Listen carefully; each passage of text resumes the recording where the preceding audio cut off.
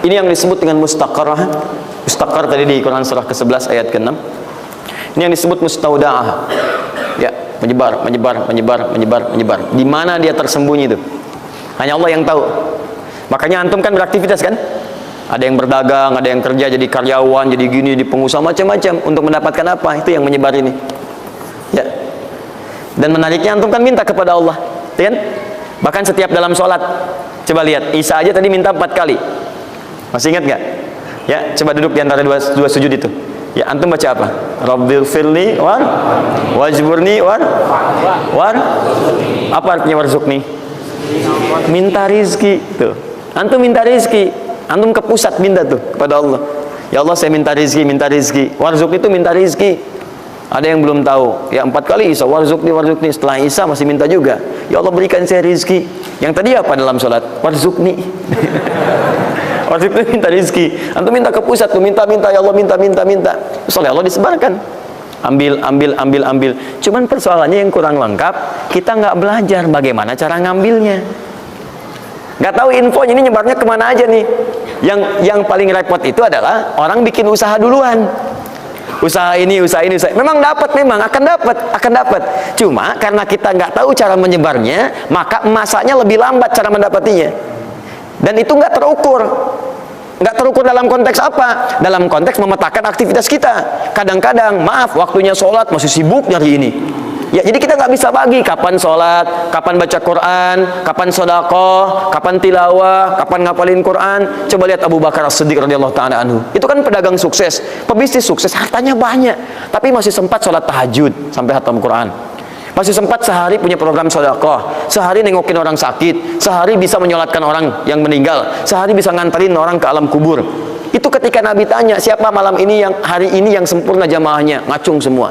Siapa hari ini sudah sedekah, sebagian turun tangan, Abu Bakar masih angkat. Siapa hari ini yang sudah membaca Al-Quran, beliau angkat. Siapa hari ini yang nengok orang sakit, beliau angkat. Siapa yang hari ini sudah mengantar orang ke jenazah ke kuburan, beliau angkat. Semua ini katakan Nabi, beliau angkat tangan. Nah, pertanyaan saya itu bagaimana cara manage aktivitasnya? Karena beliau tahu kunci rezeki itu ada di sini. Kalau nyebarnya ke sini, maka beliau atur aktivitas ibadah saya ini yang ke sini, yang rezeki ini yang ini. Atur waktunya kapan mendapatkan yang ini, kapan mendapat yang lain. Yang paling dahsyat ini nanti yang akan kita bahas. Ada rezeki bahkan yang belum dicari, dia sudah datang min haitsu la yahtasib, dari sisi yang tidak dia ketahui. Ya, nanti kita lihat dan kita buktikan dengan ayat-ayatnya. Satu, jenis pertama, rizki yang mutlak dicari dengan ikhtiar.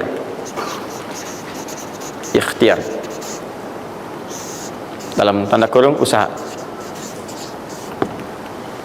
Dalilnya Quran surah 53 ayat 39. Quran surah 53 ayat 39. Ya, malam ini insya Allah saya buka pintu yang pertama adalah pintu ikhtiar. Ya. Ya, jadi antum kalau sudah tahu pintunya, nggak usah dari pintu ke pintu antum mengetok untuk menawarkan nama. Ya. Karena ada yang dari pintu ke pintu, ku coba tawarkan nama gitu. Nggak usah gitu. Udah tinggal antum ini kan aja ini. Udah.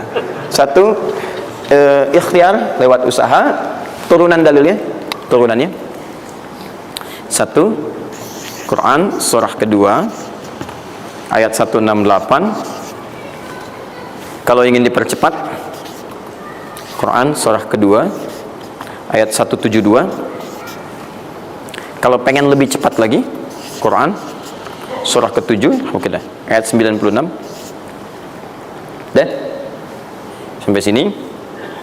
Nah, kalau terjadi semacam terlihat ya pelambatan, maka ada teori, jangan dilihat sebagai pelambatan, tapi dilihat sebagai percepatan akumulasi. Ya, akumulasi supaya terkumpul lebih banyak pada saat antum membutuhkannya. Ya, nanti kita lihat dalilnya di Quran surah 46 ayat ke-15. Ya. Ini wajib hafal ya. Tenang aja, pertemuan kita berikutnya kapan? Masih 1 pekan. Gampang. Masya Allah. Orang 3 hari apa 200 ayat Al-Imran. Masa sepekan antum berapa ayat sih ini? Gampang ini. Ayatnya juga pendek-pendek insya Allah. Ya. Sudah? Jangan dulu dilihat, catat aja dulu. Kalau antum lihat sekarang, antum nanti udah ini duluan. Catat dulu aja. Sudah? Udah ya? Baik, ini udah. Nah, sekarang turunannya, kan ini baru intinya. Turunan amalannya. Ini wajib antum kerjakan. Satu, di turunan amalannya. Quran surah ke-17 ayat 78 sampai 82. Ini wajib antum kerjakan. Demi Allah saya katakan wajib antum kerjakan.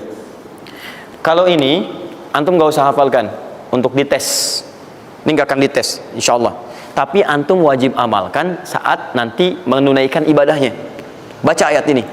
Ya, dites oleh kita sih enggak. Cuman saat antum kerjakan mesti hafal ini saat ibadahnya. Ya.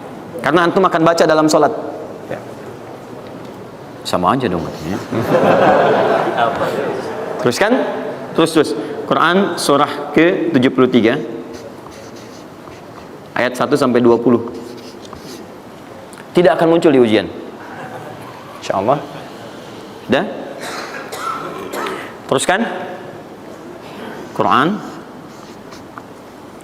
surah ke-15 ayat 9. Dan Quran surah ke-54 ayat ke-17. Satu ayat saja.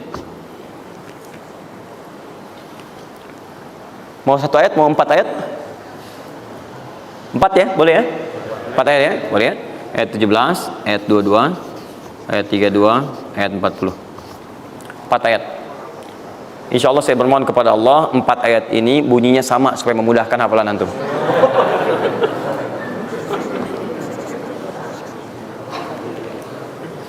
Lima. Sudah? Tahan.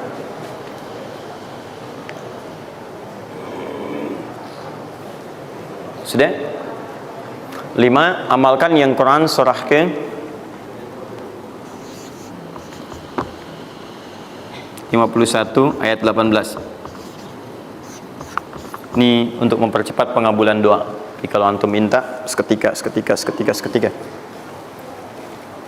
Sudah?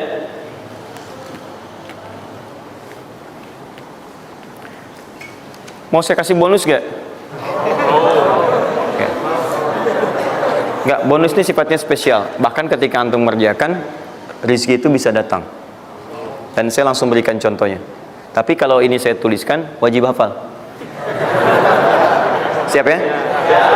Karena ini tawarannya tinggi, ya. Pilih mana? Enggak saya kasih, antum cari sendiri, atau saya kasih, tapi wajib hafal. Boleh ya? Baik. Dan ini ayat pertama, mana panitia? Lihat ya, ingat baik-baik, ini ayat pertama yang akan menguji. Jadi password kunci pertama untuk masuk pekan depan, ayat yang ini. Quran, surah ketiga Ali Imran, ayat 35 sampai 39.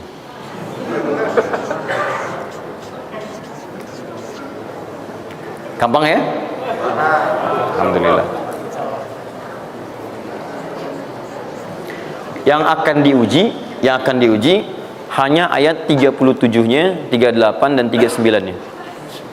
Yang diujinya 37, 38 dan 39. Panitia boleh acak mau tanya yang mana dulu ya. Tapi itu ayat yang pertama, yang selanjutnya 3 ayat berikutnya bebas pilih. Sudah? Nah, ini bagian pertama. 1, rizki yang didapatkan dengan ikhtiar. Kedua, rizki yang didapatkan dengan bersyukur.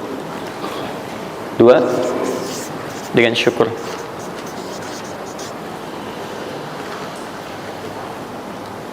Dalilnya Quran surah ke-14 ayat 7. Quran surah 14 ayat 7.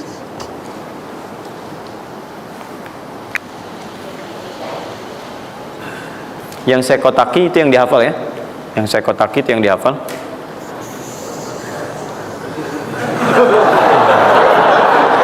Ya. Enggak, ini inti ayatnya. Saya serius, ini inti. Ini harus ada. Ini, karena ini saya sering katakan ketika Anda menghafalkan, itu spirit ayatnya ada dalam jiwa kita. Kalau bisa udah otomatis gitu. otomatis. Jadi begitu antum mengerjakan itu, antum ingat. Dan ketika antum berniaga pun antum ingat. Jadi kalau antum sedang misalnya usaha apa, ada sholat tuh, antum refleks sholat, karena tahu dengan sholat itu rezeki bertambah bukan berkurang. Jelas ya? Nah, teruskan. Ini Quran surah 14 ayat 7. Saya naikkan ke atas ya, turunannya Quran surah ke-9 ayat 103. Saya urutkan berdasarkan amalan. Dan Quran surah 9 ayat ke-60.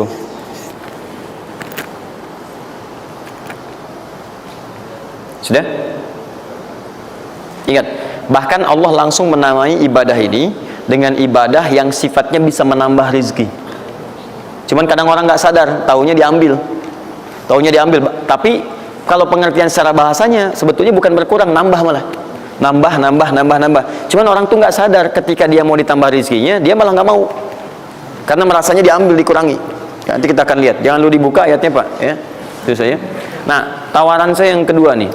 Ya, ini kan tadi tawaran pertama. Mau nggak saya kasih bonus lagi? Nah, ini saya serius. Ketika Anda kerjakan, penambahannya langsung minimal 700 kali lipat nilainya. Mau? Alhamdulillah. Sama, ini 3, ini pun harus 3. Ya. Quran surah kedua ayat 261 sampai 263. Nah, ini saya kotakin.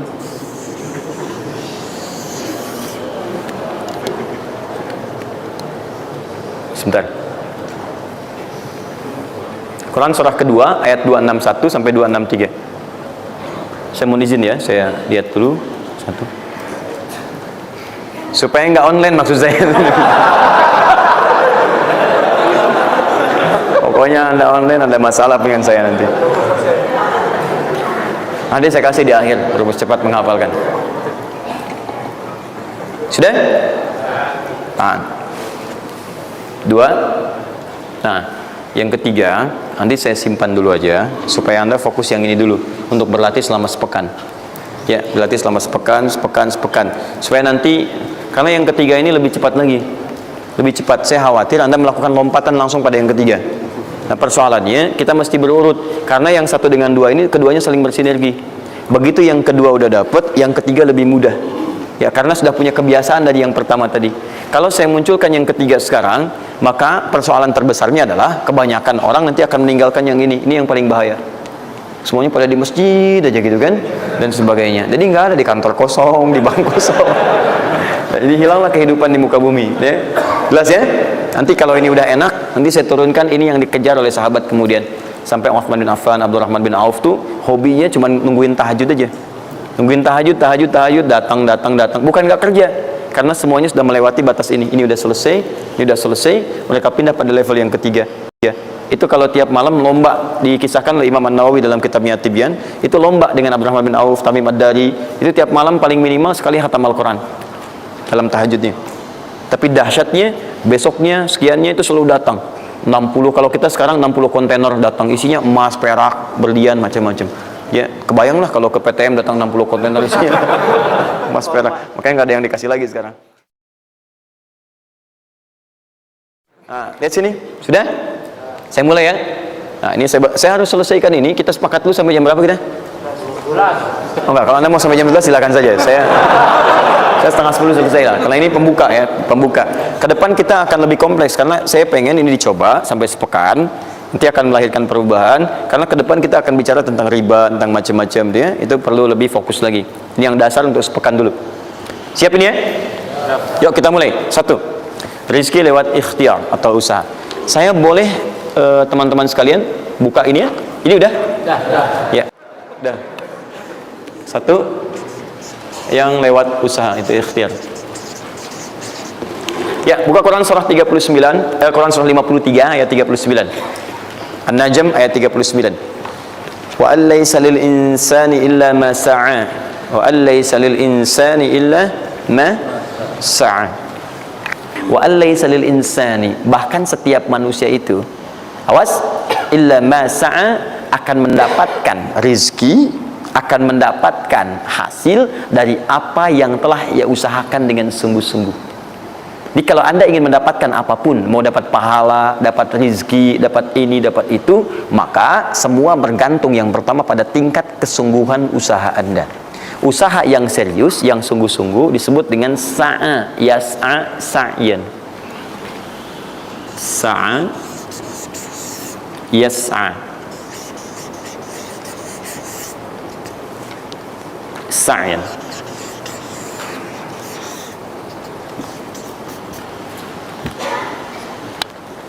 Ini sa'a, yas'a, sa'yan tidak disebutkan dalam bahasa Arab kecuali menunjuk satu usaha yang sangat serius, sungguh-sungguh.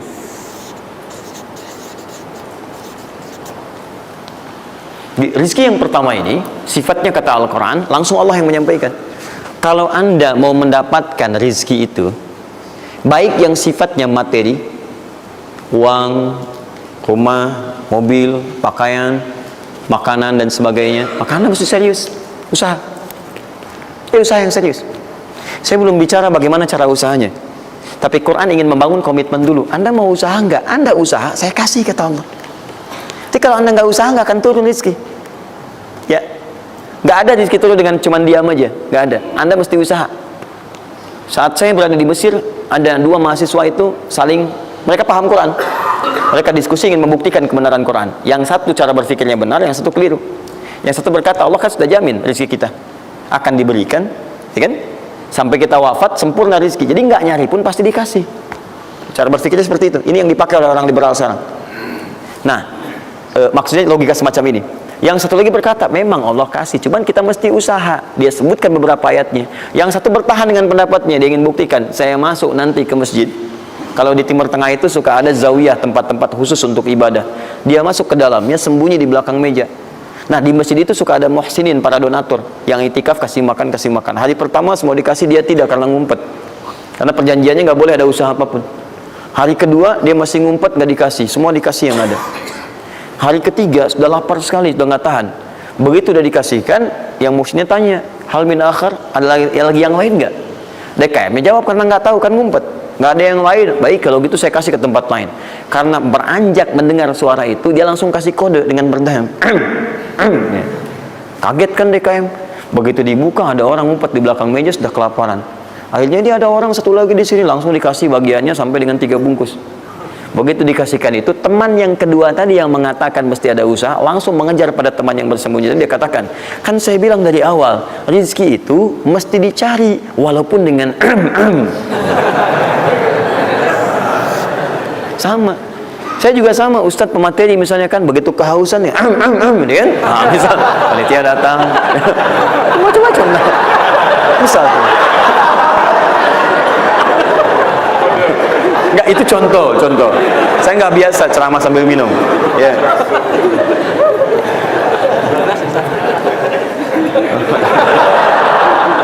Jelas ya? Nah, jadi prinsip yang pertama, kita harus punya komitmen yang kuat dengan Allah. Kata Allah, kerja ya kerja. Kata Allah, usaha ya usaha, jangan diam. Di usaha itu sepanjang keluar yang disebut usaha dari dalam tubuh kita, kaki melangkah, tangan bergerak gitu kan, kemudian mulut berbicara, bersuara, atau telunjuk menunjuk aja, ada usaha, rezeki turun. Apa butuh pembuktian lagi? Tuh lihat di beberapa belokan tuh, cuman orang begini aja, prit, 1.000, makasih Pak, 2.000, makasih bos, ya kan, 5.000, paman. Om.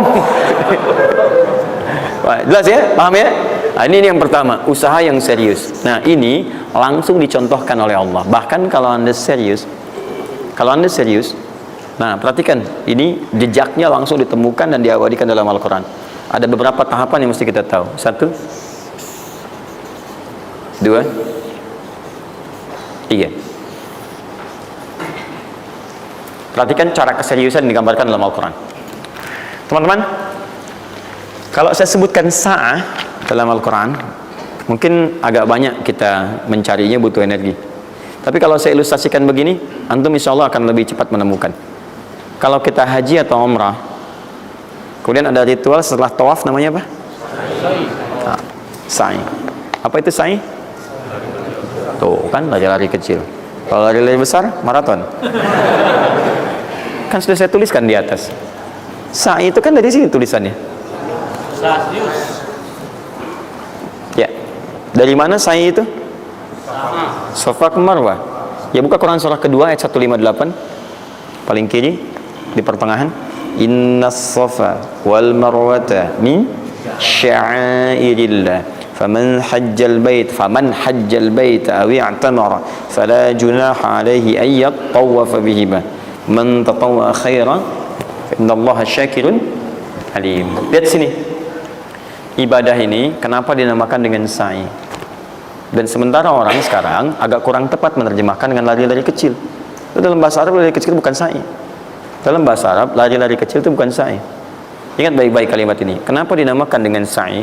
Karena di tempat ini pernah ada satu sosok yang sangat bersungguh-sungguh untuk berusaha, sangat serius untuk mendapatkan rizki dari Allah Subhanahu wa ta'ala. Sosok ini datang, diantarkan oleh suaminya. Kemudian ketika diantarkan, ternyata ini yang paling menarik. Ini yang saya berikan 3 panah ini. Diabadikan kisah ini di Quran surah ke-14 ayat ke-37. Pertama diantarkan. Ya, begitu tiba suami istrinya dengan anak yang baru lahir, tiba-tiba langsung bermohon kepada Allah. Perhatikan, bukankah Allah pemilik rezeki? Masih ingat tadi teori di awal? Pusat rezeki ada di mana? Baik. Nah, ini teman-teman sekalian, kaidah yang pertama, kalau antum ingin berikhtiar berusaha, maka hal yang pertama dilakukan adalah mendekat dulu kepada pemiliknya. Mohon minta kemudahan, minta petunjuk, minta kenyamanan, minta keberkahan. Itulah sebabnya sebelum kita berangkat, kita sholat dulu. Sholat subuh, sholat fajar, menghadap, usahakan. Makanya Nabi setelah selesai sholat, selalu minta kepada Allah diberikan petunjuk mendapatkan rezeki. Ya, yang di Ibnu Majah nomor hadis 925 itu, Allahumma inni as'aluka ilman nafi'a wa rizqan thayyiba wa amalan mutaqabbala. Minta. Kalau dalam bahasa kita, ya Allah berikan saya hal yang bermanfaat, ilmu bermanfaat dan rezeki terbaik di hari ini. Minta. Nah, begitu sampai beliau bermohon pada Allah, Rabbana inni askantu min dzurriyyati biwadin ghairi dzi zar'in inda baitikal muhram. Perhatikan ya. Ya Allah, saya bermohon kepadamu, Engkau yang merawat kami, memerhatikan kami, memberikan rezeki kepada kami. Sifat rububiyah yang disebutkan namanya Rabb. Begitu meminta kepada Allah, ya Allah sekarang saya diperintahkan olehmu sebagai tawadu. Nabi Ibrahim mengatakan, saya menempatkan sebagian keturunan saya, istri saya, anak saya di satu tempat yang sangat gersang. Enak bayang nggak? Tempatnya gersang, gunung-gunungnya itu, batu-batunya itu rapat luar biasa, kerasnya luar biasa, dan nggak ditemukan sumber air di situ. Artinya ini kondisi yang paling dalam lah, ya. Kondisi yang paling sulit didapatkan. Jadi selevel tumbuhan pun nggak ada. Jadi saya mau katakan begini, lihat ya, Anda pergi ke satu tempat, Anda berusaha tuh masih ada, Google-nya ada, bangunannya ada, kendaraan ada, modal ada, tinggal kelihatan semuanya jadi aktiva semua tuh, tinggal kita olah aja. Ada orang yang pernah mendatangi tempat yang semuanya nggak ada bahan-bahannya, bayang ya, kosong. Tuh, saya pernah satu kali waktu ada krisis itu, beberapa ke belakang, itu semua showroom macam-macam itu pada jatuh. Dan saya diundang ke Hyundai untuk ngasih motivasi, ngasih training. Pertama kali saya dibawa itu, teman-teman sekalian, saya dibawa ke showroom mereka, selapangan tuh, isinya mobil semua. Mobil, apa perkataan pertamanya? Kata manajernya, Ustadz, itu biasanya kami kosong nih. Sekarang banyak seperti ini katanya. Mohon nanti diberikan gambaran seperti apa, kami mesti semangat macam ini. Saya bilang, Pak, Bapak itu luar biasa ya. Tahu nggak Pak, orang yang pertama kali menemukan mobil, jangankan mobil begininya, bahannya aja susah nyarinya. Masuk kemudian ke showroom aja nggak ada, di belakang rumahnya cuma otak-atik cari bahan macam-macam, jadi yang sederhana. Ya dari situ aja jadi mobil. Bapak sekarang udah ada mobilnya, tinggal dipasarin aja. Nah sekarang banyak orang banyak mengeluh. Nabi Ibrahim dulu cuma bawa istrinya ke tempat yang gersang luar biasa, nggak ada potensi apa-apa, materinya kosong, itu gersang, tumbuhan nggak tumbuh. Apa yang terjadi? Begitu sampai di situ, satu kalimat ketika meninggalkan Ibrahim istrinya Sayyidah Hajar dengan anaknya Ismail alaihissalam, maka pertanyaan pertama dalam satu riwayat, ahadza min amrillah, apakah semua ini ketetapan Allah? Maka dijawab bala. Perhatikan prinsipnya, selama ini ketetapan Allah, maka Allah tidak akan menyia-nyiakan saya. Dan rizki telah Allah tetapkan kepada kita, maka Allah tidak akan pernah menyia-nyiakan kita. Paham ya? Jadi kalau Anda ditempatkan di kondisi apapun, bahkan mulai belum bekerja, baru lulus kuliah, bahkan mulai baru membuat satu bisnis misalnya, atau macam-macam halnya, ingat, ada yang lebih buruk kondisinya daripada Anda, yang semua bahannya bahkan belum didapatkan, dan dia yakin dengan Allah. Sepanjang Anda punya Allah, maka semua akan mudah bagi Anda. Ini prinsip yang pertama. Jelas ya? Nah, kalau sudah paham sampai sini, belum berhenti karena ada komitmen untuk usaha. Apa usahanya? Maka Ismail menangis satu saat, dan Allah tetapkan ASInya nggak keluar dari ibunya. Begitu tidak keluar, nah anak ini kan pasti bergejolak. Tangan bergerak, kaki bergerak, disimpan di bawah. Saat bergerak itu kakinya menghunjam ke tanah, tangan bergerak, nggak keluar apapun. Ibunya ini yang menempuh usaha yang sangat serius untuk mencari. Dia tahu kalau cuma diam nggak akan datang. Maka ibunya menerapkan satu ketentuan pertama yang nanti diabadikan dalam Al-Quran, yaitu teori rezeki dengan ikhtiar, mencari cara yang serius. Nah, cuma apa yang akan kita keluarkan saat ini terlepas dari usaha apapun yang Anda kerjakan saat ini. Tapi teori dasarnya adalah ketika Anda menempuh usaha yang serius ini, ada beberapa tahapan yang mesti Anda lalui. Persoalannya, waktu saya sudah habis setengah 10. Nah, saya mau minta sedikit aja, boleh nggak saya tambah 5-10 menit? Alhamdulillah. Nah, satu, saya agak cepat ya, saya agak cepat. Satu. Nah, yang pertama beliau lakukan, beliau kemudian mencari itu dengan semangat, naik ke satu bukit. Naik. Bukit apa namanya? Kapan bukit itu dinamai dengan Sofa? Ini persoalannya. Belakangan kan? Belakangan, setelah itu bukit Sofa. Dari mana munculnya Sofa? Sofa itu kan kalau kita gali dari akar katanya, ya berasal dari kata tasfiyah. Ya, Sofa, Yasfi, Sofyan, wa tasfiyatan, wa sofian, wa sufyanan. Kalau pakai sin Sufyan, kalau pakai sod Sufyanan. Sofiyun. Tasfiyah artinya menyaring sesuatu yang kotor sehingga yang bersih aja yang kelihatan. Kalau Anda menyaring sesuatu, saring, bersihnya itu ada, kotornya hilang, dibuang. Itu namanya tasfiyah.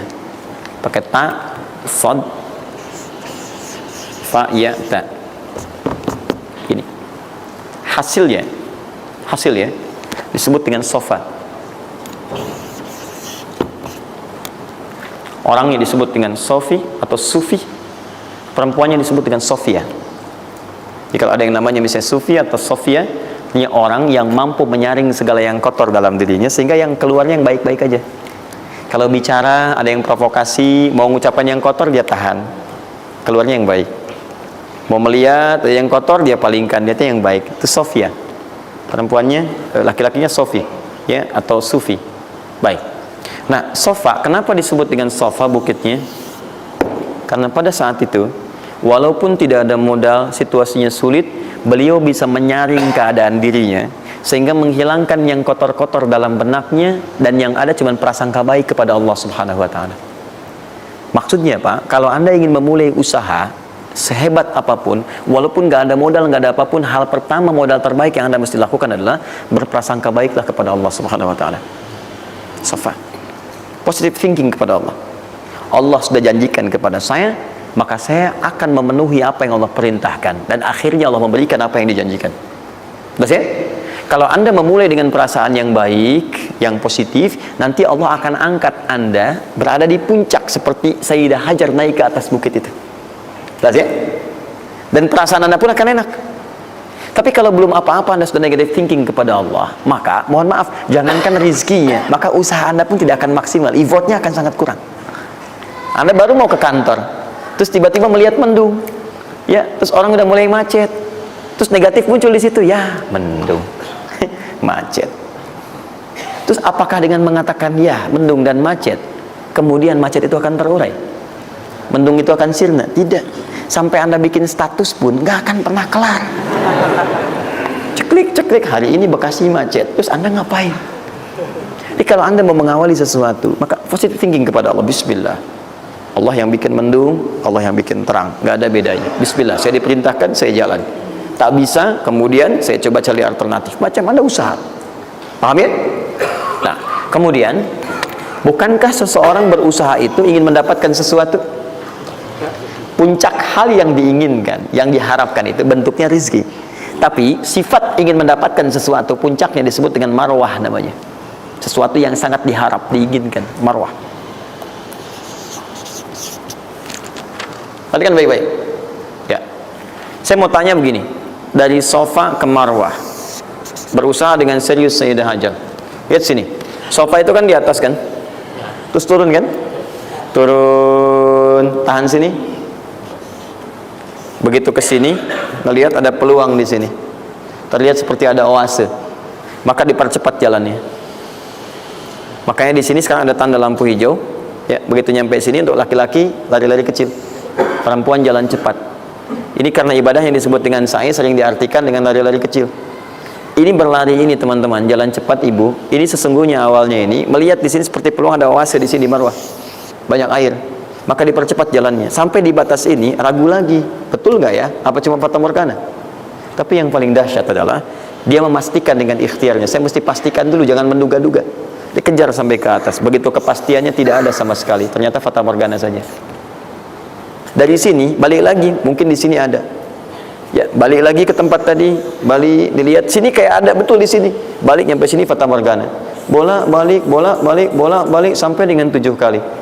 Ya, dari sini ke sini 1. Sini ke sini 2. Ini 3, 4, 5, 6, 7. Ingat, Safa selalu genap, Marwah selalu ganjil. Kalau Anda umrah kemudian tiba-tiba Anda merasa berakhir selesai, tapi posisi Anda di sofa, kemungkinan cuma 2. Kalau bukan Anda kurang baru 6 kali, atau Anda terlampau soleh 8 kali. Pasti di sini. Nah, apa hikmahnya? Proses ini disebut dengan sa'i. Perhatikan baik-baik. Tahan, fokus. Ketika Anda berusaha teman-teman, maka mulailah dengan berpositive thinking kepada Allah. Tapi ingat, usaha Anda tidak akan selamanya ada di atas. Mungkin suatu saat akan turun, kan? Mungkin Anda ada di puncak.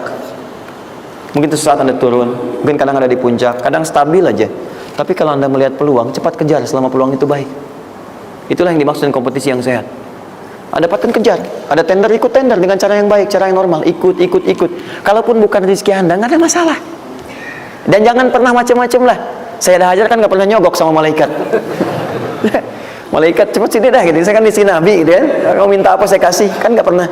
Ya biasa aja bolak-balik. Ya walaupun mungkin ketika Anda kejar itu bukan bagian Anda, mungkin cuma fata morgana, nggak ada masalah. Saya kasih rahasia besarnya. Sepanjang Anda betul-betul ikhtiar dilakukan karena Allah, maka perhatikan baik-baik. Kadang-kadang Allah seakan menunda apa yang menjadi hak Anda. Bukan ingin menunda dan membiarkan Anda tidak mendapatkan sesuatu, tapi ingin memberikan semua nikmat secara sempurna. Karena di atas itu ada nikmat pahala, ada nikmat doa, ada nikmat istighfar, ada nikmat usaha, dan nikmat hasil yang tiada terputus. Tidak terputus. Lihat sini. Kalau antum sehari berusaha, nggak dapat apa-apa. Memang, mohon maaf, hasilnya belum dapat diraih, belum dilihat tuh. Tapi bukankah pada saat itu doa antum akan bertambah? Ya. Bukankah malamnya salatnya nambah? Tahajud? Ya. Bukankah di situ kadang-kadang kita istighfar, ya Allah? Teman-teman, bukankah istighfar menggugurkan dosa? Bukankah berdoa menambah harapan, mengakumulasikan sesuatu? Bukankah tahajud menambah pahala lagi? Kadang-kadang yang diinginkan oleh Allah pertama kali bukan dunia dulu. Ketika Allah mencintai seorang hamba, dia akan berikan pahala akhirat dulu. Karena dunia itu sifatnya sementara. Hei fulan, kamu kemana aja? Kemarin kamu jauh dari saya, baru sekarang kamu pikir dekat dengan saya. Saya nggak pengen kasih dunia dulu. Dunia itu kecil. Kalaupun di seekor sayap samuk sebelahnya, sebelah sayap nyamuk ada dunia, itu ada nilainya. Saya kasih buat kamu deh, nggak ada nilainya. Ya, karena itu saya ingin kamu akhirat sempurna dulu. Saya ampuni dulu dosa-dosa kamu yang kemarin. Begitu sudah diampuni, hari kedua istighfar lagi diampuni, saya kasih pahala yang banyak. Begitu pahala udah dapat, dosa sudah diampuni, baru dunia diakumulasikan. Karena hukum dunia itu, kalau antum usaha akan terus diberikan. Jadi nggak ada yang nggak dikasih. Jadi kalau antum sehari bekerja ini, kelihatannya nggak dapat apa-apa. Bukan nggak dapat apa-apa, disimpan untuk diakumulasikan. Nanti dosa antum tuh udah hilang, amalan udah banyak, antum dapat banyak. Kadang-kadang nggak sadar kalau saat dapat banyak itu sebetulnya itu hasil usaha antum sebelumnya. Itu teorinya begitu. Ya, jadi nggak ada yang nggak dapat apa-apa, semua akan dinilai. Sepanjang antum bergerak dikasih, dan antum buktinya hidup juga. Sampai ke hari itu kan masih hidup, bisa makan juga di hari itu, bisa beraktivitas juga, sehat juga dan sebagainya. Belum dapat apa. Makanya kata Nabi, yang hari itu ada makanan, dia orang kaya sebetulnya. Kalau besok masih ada lagi, kaya banget. Antum sampai sebulan masih ada cadangan. Ini kenapa kita mesti berkeluh kesah? Dan belum tentu hidup juga sampai besok. Yang tuh mau ngumpulin apa?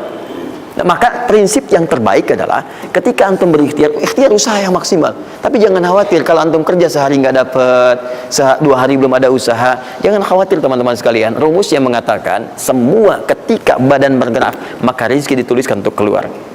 Tapi kadang-kadang ada yang Allah inginkan lebih besar dari apa yang Anda harapkan. Apa yang Allah harapkan ikutkan ke situ, maka Anda akan mendapatkan akumulasi bagiannya. Itu yang dilakukan oleh Sayyidah Hajar.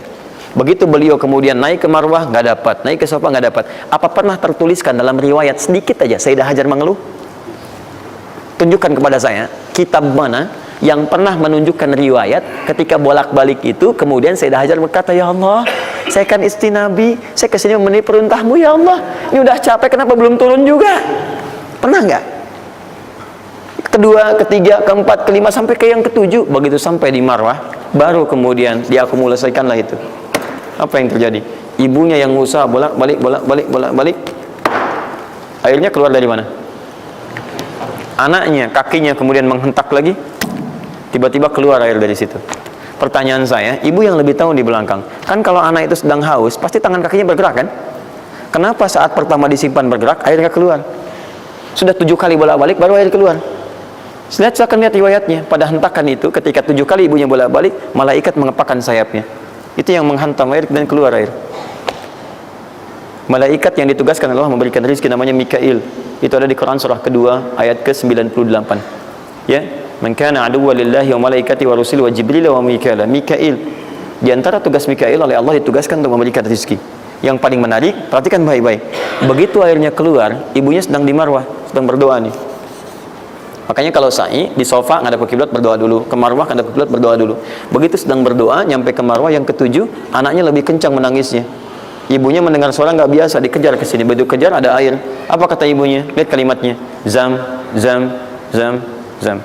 Ibunya tidak mengatakan ijma, tapi zam, zam, zam, zam. Zam itu artinya kumpul jangan berhenti, kumpul jangan berhenti, kumpul jangan berhenti. Sampai sekarang air itu tidak pernah berhenti. Perhatikan bagaimana akumulasi pekerjaan seorang ibu yang sangat serius menghasilkan rezeki bukan hanya untuk dirinya, untuk anaknya, cucunya, cicitnya, dan berganti generasi sampai kita sekarang. Kita aja ke zaman Nabi Muhammad, itu teman-teman sudah lewat 15 abad. Nabi Muhammad ke Nabi Ismail 29 generasi. Satu generasi bisa ribuan tahun. Nabi Muhammad ke Nabi Musa aja 2000 tahun, ke Nabi Isa 600 tahun. Sekarang ke Nabi Ismail 29 generasi. Muhammad bin Abdullah bin Abdul Muttalib bin Hashim bin Abdul Manaf bin Qusay bin Murrah bin Kilab bin Ka'ab bin Ghalib bin Fihir bin Malik bin Nadar bin Kinana bin Khuzaimah bin Mudrikah bin Ilyas alaihissalam bin Nizar bin Mudar bin Ma'ad bin Adnan bin Adi bin Adri, ya, bin Muqawwam bin Nahur bin Tari bin Ya'rub bin Yasib bin Nabit bin Ismail alaihissalam. 29 generasi. Yang bisa mengulang 29 ini saya bebaskan paspornya untuk menghafal Quran di pekan depan. Silakan. Boleh, silakan. Tapi kalau salah satu tambah 1 ayat. Jelas? Terakumulasi, maka boleh jadi kita berusaha bekerja sehari belum dapat, 2 hari dagang belum dapat, tenang. Begitu antum 3 hari, tiba-tiba dagangan diborong habis. Itu sebetulnya usaha antum yang sebelumnya, tapi antum dapat bonus ampunan dosa, pahala, macam-macam. Maka jangan mengeluh dan jangan pernah antum sekali-kali, awas ya, awas, mengeluarkan kata-kata yang seakan-akan Allah menghentikan rezeki antum. Maka disitulah kesulitan paling sulit akan antum awali. Ya Allah, apa engkau nggak sayang dengan saya? Saya perlu usaha apa lagi? Kenapa belum diberikan juga? Dan sebagainya. Itu kadang-kadang membuat seseorang kalau sudah kehilangan arah seperti itu sampai meninggalkan agamanya. Itu yang paling fatal. Paham ya?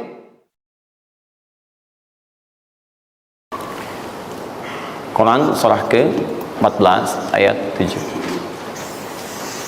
Nah, tadi Quran surah ke-9 ayat 100 berapa tadi? 3. Quran surah 9 ayat berapa tadi? 60. Yang bonusnya jangan lupa masih di dalam kotak. Quran surah kedua ayat 261 sampai pinter. Ya, alhamdulillah. Kotak wajib dihafal.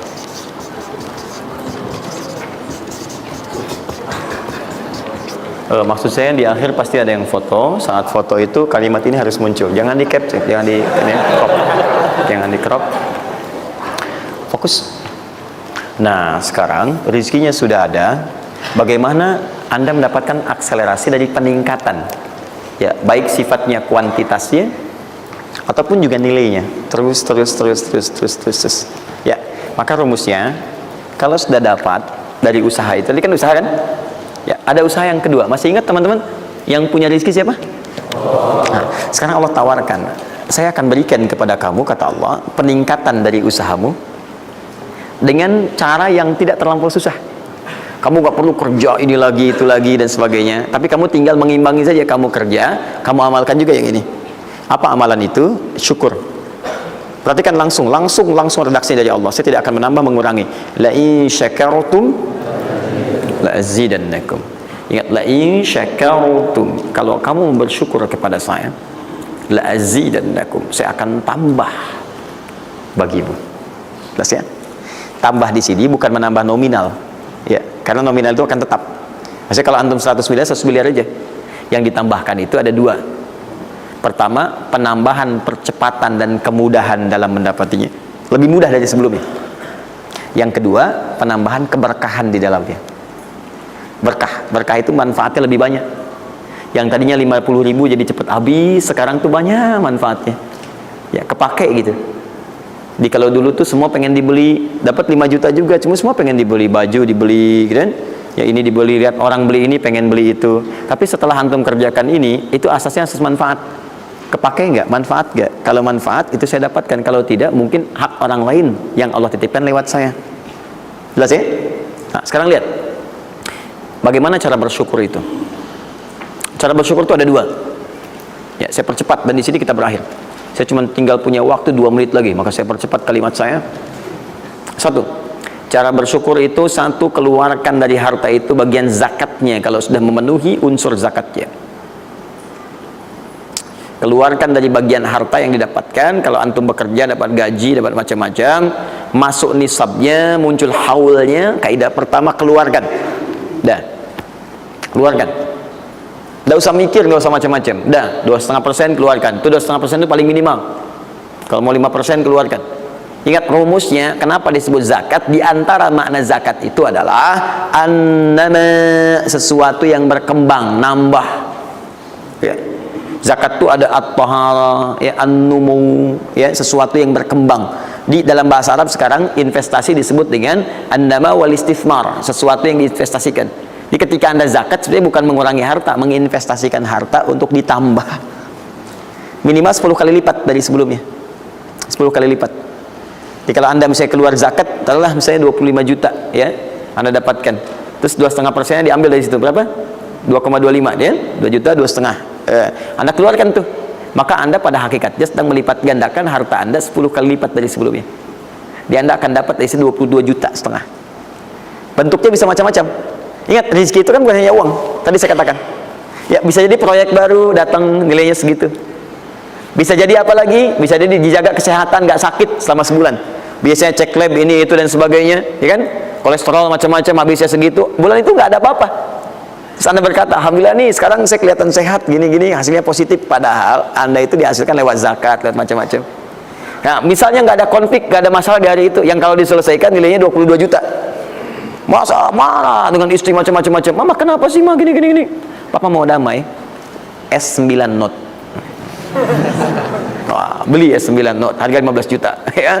Tambah lagi 7 juta laptopnya misalnya kan, dan sebagainya. Misal, habisnya segitu juga. Jadi dijaga oleh Allah, mendapatkan penambahan bisa berupa langsung nilainya, nominalnya, dapat proyek yang lain, atau dijaga untuk mendapatkan yang non materi tadi. Paham? Maka saya katakan pada Anda, kalau sudah ada kewajiban zakat, maka jangan terfikir menunda. Cepat berikan saat itu, maka seketika Allah akan lipat gandakan apa yang Anda telah usahakan itu. Jelas?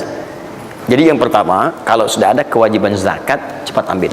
Bahkan, nah ini saya mau ambil komitmen. Siap mengikuti ini? Siap berkomitmen insya Allah? Bahkan Allah langsung meminta kepada yang punya otoritas atau juga teman-teman di sampingnya untuk saling mengingatkan. Bahkan kalau punya otoritas langsung ambil. Saking inginnya Allah harta orang itu tuh terus bertambah. Maka turunlah Quran surah 9 ayat 103. Khudh min amwalihim sadaqah tutahhiruhum wa tuzakkihim biha. Muhammad, kalau dia lupa atau yang lain, ambil aja deh. Ambil aja. Ambil dari harta dia itu kalau sudah mencapai nasabnya. Nisabnya sudah ada, haulnya sudah sampai, ambil. Apa tujuannya? Sedekah. Perhatikan, zakat disebut dengan sedekah. Sedangkan sedekah tidak disebutkan dalam rumus bahasa kecuali kullu ma'rufin sedekah. Semua yang baik-baik disebut dengan sedekah. Kata Allah, saya ambil itu bukan ingin mengurangi kamu, tapi ingin membuat kebaikan untukmu. Apa kebaikannya ya Allah? Wa tuzakkihim. Tuzakki dari kata zakah yang punya arti dua tadi, menyucikan jiwa, plus yang kedua menambah apa yang telah kamu dapatkan itu. Jadi kamu tuh jangan nanti kotor hati kamu karena terlampau banyak ini, fokusnya ke situ banyak tapi kamu nggak pakai. Maka saya biarkan kamu dengan mengeluarkan zakat itu supaya bersih hatimu, punya nilai berbagi dan tidak terlalu bergantung kepada harta dunia yang kamu akan tinggalkan kelak. Dan yang paling dahsyat, kalau kamu kerjakan, saya tambah kemudian kualitasnya, saya tambah keberkahannya, bahkan saya permudah untuk mendapatkannya. Lihat sampai sini. Bonus yang ini, nah, peningkatannya lebih dari yang pertama, 700 kali lipat. Ini minimal 700 kali lipat. Apa itu secara singkat? Infak.